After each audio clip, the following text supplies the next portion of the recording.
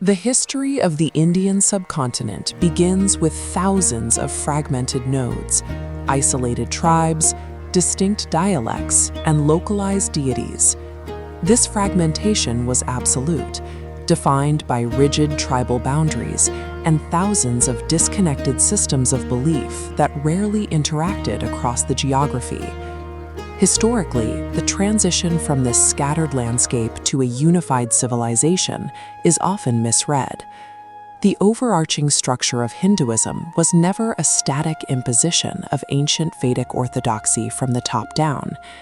Instead, Indian civilizational unity resulted from a deliberate, highly engineered process of cultural assimilation that spanned centuries. Modern Indian religion exists as a meticulously constructed architecture designed specifically to absorb and integrate difference. The primary technology driving this integration was the Puranas, a vast body of literature that functioned as the historical mechanism for cultural absorption. To analyze how these texts actually transform society, we can apply two foundational anthropological models of cultural exchange. We center this investigation on the work of Kunal Chakrabarti. His research provides the scholarly foundation for understanding these religious processes. We will examine the social pressures that forced this textual intervention, and then use anthropological frameworks to track the resulting societal shift. Examining the Puranas as pragmatic tools of social integration reveals how the Brahmanical system maintained its survival through adaptation. In the early medieval period, the Brahmanical elite perceived their entire social order to be in a state of terminal collapse, a period they identified as the Kali Age.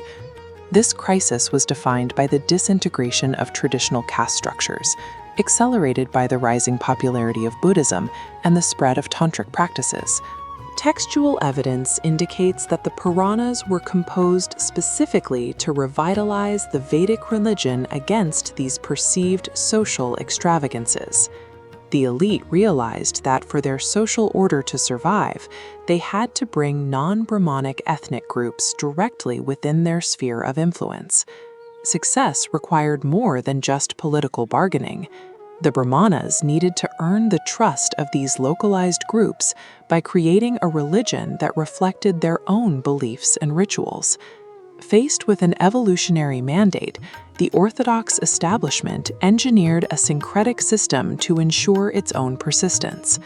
The result was the Puranic religion, a composite system built for mass appeal through the ingestion of local culture.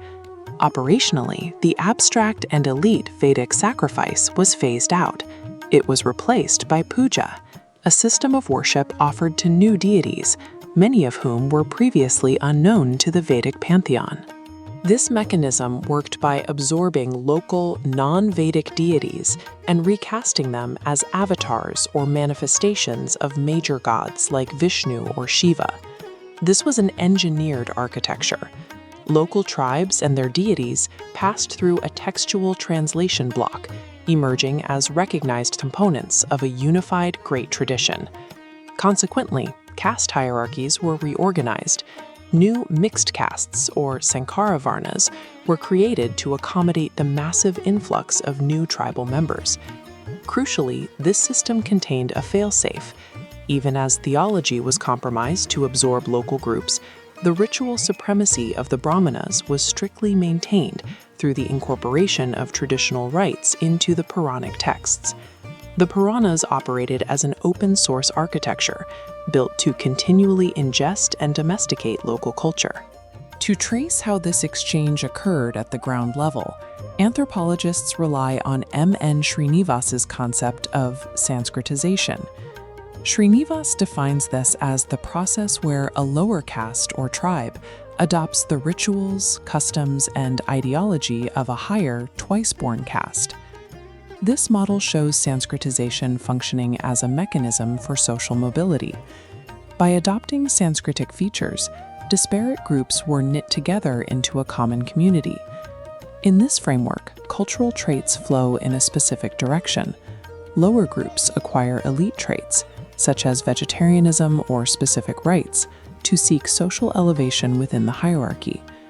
Srinivas emphasizes that while this facilitates cultural integration, its primary function is to allow mobility within an existing, unequal social structure. For the lower groups, adopting Puranic traits was the only sanctioned pathway to improve their social standing. A second model, developed by Robert Redfield and Milton Singer, offers a broader view through the lens of great and little traditions. The great tradition is the consciously cultivated ideology of the reflective few, the philosophers and theologians. The little tradition is the unreflective practice of the unlettered many in village communities. Redfield argues that these two levels of civilization are completely interdependent, continuously affecting and shaping one another. This is a cyclical process. Elements from the little tradition flow upward to be refined and formalized by elites, and are then returned to the local populace to be reabsorbed and modified again.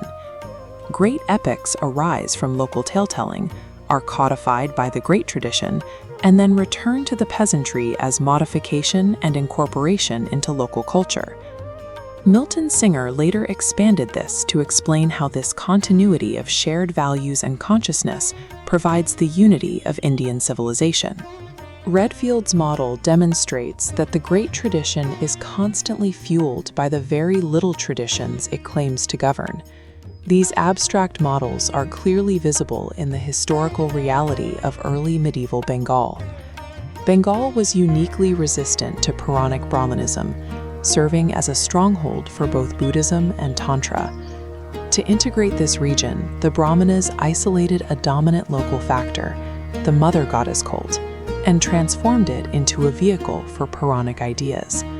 Applying Redfield's loop, we see the Brahmanas absorbing the regional mother goddess rather than attempting to erase her. Through Sanskritization, this local cult was codified into regional texts called Upa-Puranas, allowing the local population to remain orthodox while keeping their indigenous beliefs. The Bengal case proves that assimilation succeeded because it wore the mask of the indigenous culture. Scholars J.F. Stahl and von Buitenen point to a final reality. The Sanskritic great tradition cannot be viewed as a pristine, separable entity. The great tradition grew, and continues to grow, out of the constant assimilation of material from the little tradition. In this context, Sanskritization is the prime method of restating a local tradition in relation to a sacral past. Brahmanical authority and the Sanskrit language acted as a stamp of legitimacy, providing a symbol of ancient ideology for newly absorbed local beliefs. This process of ingestion has continued for millennia, absorbing diverse regional particles and integrating them into a unified, pulsing civilizational web. The enduring unity of Indian civilization stems from its decentralized historical process of cultural ingestion and integration.